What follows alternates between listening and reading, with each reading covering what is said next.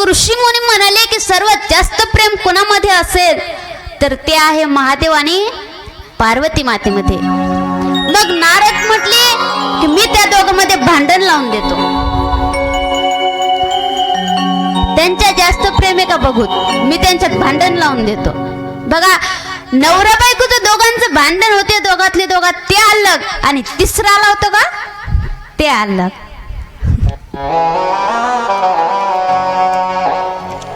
तसे या ठिकाणी नारद मुनी म्हणत आहेत की मी आता दोघांमध्ये भांडण लावून देतो. आणि नारदजी एक दिवस भगवान शंकर कैलास पर्वतावर नसताना जातात, पार्वती मातेला नमस्कार करतात.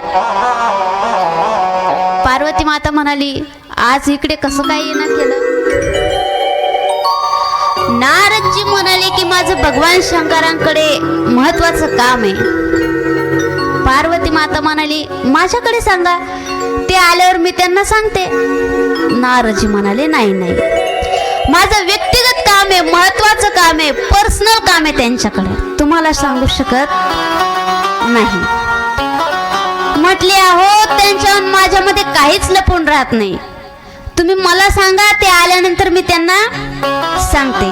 आणि तुम्ही त्यांना सांगितले तरी ते मला सांगतीलच, कारण त्यांच्यामध्ये आणि माझ्यामध्ये काही लपून राहत नाही. नारद म्हटले, मग तुमच्यात काही लपून राहत नाही तर म्हटले, मग तुम्ही अमर कथा ऐकली का, अमर कथा ऐकली का. पार्वती माता म्हटली, ही कोणती अमर कथा आहे, आता ही कोणती अमर कथा. म्हटले, नारद म्हटले की भगवान शंकर ज्याच्यावर जास्त प्रेम करतात का त्यालाच ही कथा सांगतात. मग पार्वती माता म्हटली, भगवान शंकर माझ्यावर प्रेम करत नाहीत. पार्वतीच्या मातेला राग आला. पार्वती मातेच्या डोक्यात एकच विचार, भगवान शंकर माझ्यावर प्रेम करत नाहीत, मला कथा सांगितली नाही. आणि नारदजी आपलं काडी टाकून निघून गेले. मग पार्वती मातेच्या मनात एकच विचार, मला कथा सांगितली नाही, मला कथा सांगितली नाही. तेवढ्यात भगवान शंकर येतात. भगवान शंकर आल्याबरोबर पार्वती मातेने हट्ट केला, मला अमर कथा सांगा, मला अमर कथा सांगा, मला अमर कथा ऐकायची आहे. भगवान शंकर म्हणाले की हिला कोणी सांगितलं अमर कथेच्या बाबतीत.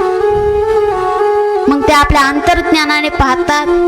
मग समजून गेले इथं कोण आले होते, नारद आले होते. त्यांनी त्यांचं काम केलं. मग भगवान शंकर म्हणाले की बरं ठीक आहे, मी तुला अमर कथा सांगतो, मी तुला अमर कथा सांगतो, पण म्हटले ही अमर कथा कुणाला सांगायची नाही. का, कारण त्या कथेचं नावच काय आहे, अमर कथा. जो ऐकतो का तो अमर होतो. भगवान शंकर म्हणाले ही कथा कुणाला सांगायची नाही. पार्वती माता म्हणाली, ठीक आहे, मी कुणाला काही सांगत नाही. पण बाया बघा, बोलता बोलता एखादी गोष्ट जी बोलायची नाही ती बोलूनच देतात. बायांच्या पोटामध्ये काही पचत नाही. तर बघा, पार्वती माता म्हणाली की मी कुणाला काही सांगत नाही. भगवान शंकर म्हणाले, पण एक लक्षात ठेव, ही कथा ऐकताना झोपायचं नाही, ही कथा ऐकताना झोपायचं नाही. पार्वती माता म्हणाली, नाही. मग म्हटले, चल मी तुला कथा सांगतो. आणि मग भगवान शंकर कथा सांगण्यासाठी पार्वती मातेला एका गुहेत घेऊन जातात. आणि त्या गुहेत गेल्यानंतर अगोदर सगळीकडे बघतात, कोणी पशु पक्षी प्राणी तर नाहीये ना या गुहेत, त्यांनी कथा ऐकू नये, कोणी चरून कथा ऐकू नये म्हणून सगळीकडे बघतात. आणि मग कथा सांगायला सुरुवात करतात. बघा, पार्वती मातेला कथा सांगायला सुरुवात केली. आणि वरती घरट्यात एक अंड होतं बघा, त्या अंड्यातून एक पिल्लू बाहेर आलं. कथा सांगायला सुरुवात करणं आणि त्या अंड्यातून पिल्लू बाहेर येणं सोबतच झालं. आणि मग ते पिल्लू बाहेर आल्यावर पार्वती माता हुंकार देत होती. भगवान शंकर म्हणाले होते की तू मला हुंकार देत राहत जा, म्हणजे मला कळेल की तू झोपली नाहीस, तू ऐकत आहेस कथा. तू मला हुंकार देत राहा. स्वामी, स्वामी, स्वामी. आणि पार्वती माता हुंकार देत होती. तो हुंकार त्या पोपटाच्या पिल्ल्याने ऐकला. ते शब्द पोपटाच्या पिल्ल्याने ऐकले. आणि पोपटाचा एक स्वभाव आहे बघा, तो एक शब्द ऐकला ना तर तो एकच शब्द बोलत राहतो. तो पोपटही मग स्वामी, स्वामी, स्वामी करायला लागला. थोड्या वेळाने पार्वती माता झोपून गेल्या. पार्वती मातेला झोप लागली आणि भगवान शंकर कथा सांगण्यामध्ये एवढे मग्न झालेत की त्यांना त्या पोपटाचा आवाज सुद्धा पार्वती मातेचाच आवाज वाटू लागला. आणि मग कथा संपल्यानंतर भगवान शंकर डोळे उघडून पाहतात तर काय पार्वती माता झोपलेली. पार्वती मातेला उठवतात. पार्वती माता उठते. अहो मला झोप लागली, मला कळालंच नाही, तुम्ही परत कथा सांगा. मी आता झोपणार नाही, तुम्ही कथा परत सांगा. भगवान शंकर म्हणाले ठीक आहे, मी तुला परत कथा सांगतो. पण म्हटले तुम्ही झोपल्यानंतर हुंकार कोण देत होत. स्वामी, स्वामी, हुंकार कोण देत होत. आणि मग बघतात इकडे तिकडे तर वरती घरट्यात एक पिल्लू दिसलं.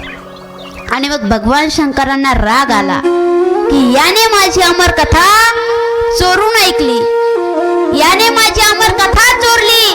भगवान शंकरांना राग आला आणि आपला त्रिशूल घेऊन त्याच्या पाठीमागे लागले. तो पोपट उडत उडत व्यासांच्या आश्रमात गेला. व्यासांच्या आश्रमात गेला आणि व्यासांची पत्नी जांभई देत असताना सूक्ष्म रूप धारण केलं आणि त्यांच्या मुखामध्ये शिरला. मुखामध्ये शिरला. भगवान शंकर पाठीमागून रागाने क्रोध त्रिशूल घेऊन धावत आहेत. व्यास म्हणाले की भगवान शंकरांना की देवा, अरे हजारो वर्ष तप केलं तरी तुझं दर्शन होत नाही आणि आज तुझं दर्शन झालं आणि ते अशा उग्र स्वरूपामध्ये. म्हटले काय झालं. भगवान शंकर म्हणाले एक चोर चोरी करून तुमच्या आश्रमात आला आहे. व्यास मुनी म्हणाले चोरी आणि तुमच्या इथे. म्हटले काय चोरी झाली. भगवान शंकर म्हणाले त्याने माझी अमर कथा चोरली आहे, त्याने माझी अमर कथा चोरली आहे. मी त्याला मृत्यूदंड देणारच. व्यास मुनी म्हणाले भोलेनाथा, तू तुझ्या नावासारखाच भोळा आहेस. तुम्हीच म्हणत आहात की त्याने माझी अमर कथा चोरली आणि तुम्हीच म्हणत आहात मी त्याला मृत्यूदंड देणार. म्हटलं जर तुम्ही त्याला मृत्यूदंड दिला, तुम्ही त्याला मारलं तर तुमची अमर कथा अमर कशी राहील. अमर कथा अमर कशी राहील. म्हटले मग भगवान शंकर बरं ठीक आहे, म्हटले मी त्याला मारू तर शकत नाही पण त्याला कैद तर करू शकतो ना. मग व्यास मुनी म्हणाले पण तो आता माझ्या पत्नीच्या गर्भात आहे, तुम्ही 1 वर्ष थांबा. भगवान शंकर म्हणाले ठीक आहे, मी 1 वर्ष इथं समाधी घेऊन बसतो आणि नंतर याला घेऊन जातो. भगवान शंकर 1 वर्ष समाधी घेऊन बसले. पण ते गर्भातलं बाळ सामान्य नव्हतं, ते सर्व ऐकत होतं. ते गर्भातलं बाळ म्हणते की अरे समाधी घेतली तरी किती, 1 वर्षाची 12 वर्षाची समाधी तर मी घेऊन बसतो. आणि शुकाचार्यांनी 12 वर्ष गर्भसमाधी घेतली. महादेवांच्या भीतीपोटी शुकाचार्यांनी 12 वर्ष गर्भसमाधी घेतली. 12 वर्ष झाले तरी उदरातनं बाहेर येत नाहीत. बाहेर येत नाहीत म्हणून व्यास मुनी चिंतित पडले आणि त्यांनी हातावर जल घेतलं. अभिमंत्रित जल ते आपल्या पत्नीच्या गर्भावर शिंपडलं आणि त्या गर्भाला विचारतात की तू कोण आहेस, तू कोण आहेस, तू कोण आहेस म्हटल्यानंतर त्या गर्भातून आवाज येतो की 184 योनी फिरत फिरत आलो आहे, मी कोण आहे म्हणून काय परिचय देऊ, मी कोण आहे म्हणून काय परिचय देऊ. तेव्हा व्यास मुनी म्हणतात की बाळा तू बाहेर ये, तुझ्यावर संस्कार करायचे आहेत. हिंदू धर्माने 16 संस्कार सांगितलेले आहेत, ते संस्कार तुझ्यावर करायचे आहेत. शुकाचार्य म्हणतात की बाबा मला संस्काराची गरज नाही, संस्कार तर त्याच्यावर केले जातात, मला त्या संस्काराची गरज नाही, मला बाहेर यायचं नाही. 2 मिनिटं सर्वांनी. तर व्यास मुनी शुकाचार्यांना म्हणतात की बाळा तू बाहेर ये. शुकाचार्य म्हणतात की मला बाहेर यायचं नाही. व्यास मुनी म्हणतात की तुझ्यावर संस्कार करायचे आहेत. शुकाचार्य म्हणतात की बाबा संस्कार तर त्याच्यावर केले जातात ज्यांच्यामध्ये विकार असतात, मी विकार रहित आहे, मला संस्काराची गरज नाही. आणि मग व्यासांच्या लक्षात आलं की हे गर्भातलं बाळ कोणी सामान्य नाहीये, हे गर्भातलं बाळ कोणी सामान्य नाहीये. आणि तेव्हा व्यास म्हणतात की बाळा अरे संस्काराने द्विजत्व सिद्ध होते. शुकाचार्य म्हणतात की बाबा क्षमा करा, पण आम्ही हे मानत नाहीत, आम्ही फक्त आध्यात्मिक अवस्था मानतो. शुकाचार्य म्हणतात की अरे तुझ्यासाठी नाही तर माझ्यासाठी तरी बाहेर ये, 12 वर्ष होऊन गेलेत, तुझ्यासाठी नाही तरी माझ्यासाठी तरी बाहेर. व्यास म्हणतात की अरे असं म्हणतात की पुत्र हा नरकातून तारतो, पण शुकाचार्य म्हणतात की बाबा हा माणसाचा गैरसमज आहे. माझा तर भगवंत म्हणतो की उद्धरेद आत्मनात्मानम नात्मानम मौसादयेत आत्मेव आत्मनो बंधुर आत्मेव रिपुरात्मना. मनुष्य हा स्वतःचा उद्धार स्वतः करतो, त्यासाठी पुत्राची गरज नाही. तेव्हा व्यास म्हणतात की अरे बाळा तू बाहेर का येत नाहीस. अरे सामान्य बाळ तर 9 महिन्याच्या आत बाहेर येतात, तू का बाहेर येत नाहीस. शुकाचार्य म्हणतात बाबा मला बाहेर यायची भीती वाटत आहे, कारण एकदा का माणूस बाहेर आला की तो आपल्या भगवंताला विसरतो, आपल्या परमात्म्याला विसरतो, त्याला या संसार रूपी मायेचा वारा लागतो, तो आपला संसारच जग आहे अशी त्याला ममत्व बुद्धी निर्माण होते. म्हणून मला बाहेर यायचं नाही. आणि तुम्हाला जर वाटतच असेल की मी बाहेर यावं तर हीच तुम्ही संसार रूपी माया थांबवा. तेव्हा व्यास मुनी म्हणतात की बरं ठीक आहे, मी ही माया थांबवतो, कारण व्यास जे बोलतात ते सामान्य नाही, कारण व्यास हे कोण होते. नमोस्तुते व्यास विशाल बुद्धे फुल्लार विंदायत पत्र नेत्र एनत्वया भारत तैल पूर्ण प्रज्वालितो ज्ञानमय प्रदीपहा. ज्यांच्या प्रखर लेखणीतून महाभारतासारखा ग्रंथ निर्माण झाला, ज्यांनी 18 पुराण निर्माण केली, ज्यांनी ब्रह्मसूत्रासारखा ग्रंथ निर्माण केला लिहिला, ते व्यास महर्षी बोलतात की पुत्रा तू बाहेर ये, ही भगवंताची माया तुला काही करणार नाही, मी तुला आश्वासन देतो. शुकदेव म्हणतात की बाबा मला तुमच्या आश्वासनावर विश्वास नाही, कारण तुम्हीच पुत्र पाहण्यासाठी व्याकुळ झालेला आहात, म्हणजे तुम्हीही त्या भगवंताच्या मायेमध्ये अडकलेले आहात. तुम्ही जर त्या भगवंताच्या मायेमध्ये अडकलेले असाल तर मला या मायेतून तुम्ही कसं सोडवाल, कसं बाहेर काढताल. मग व्यास म्हणतात की बरं ठीक आहे, ज्या भगवंताच्या हातात ही माया आहे मी त्या भगवंताला बोलवतो आणि ही माया थांबवायला सांगतो. आणि भगवान व्यास मुनी भगवान शंकरांची आराधना करतात. आणि मग भगवान शंकर प्रगट झाले. भगवान शंकर म्हणतात शुकदेवांना मी एका क्षणाकरता माया थांबवतो आणि त्या एका क्षणामध्ये तुम्हाला बाहेर यावं लागेल. आणि एका क्षणामध्ये शुकदेव मुनी कापत कापत बाहेर आले. शुकाचार्य ब्राह्मणाचे पोर होते, म्हणजेच व्यास मुनींचे पुत्र होते. असं म्हणतात की ते एका क्षणात 12 वर्ष जगले आणि नग्न अवस्थेमध्ये वनात निघून गेले.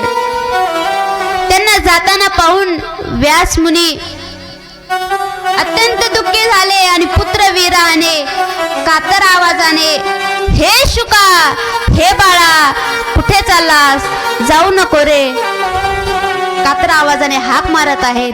तरीही व्यास शुकाचार्य मागे वळून पाहत नाहीत, कारण आई वडिलांचा मोह त्यांनी जन्मताच सोडला होता.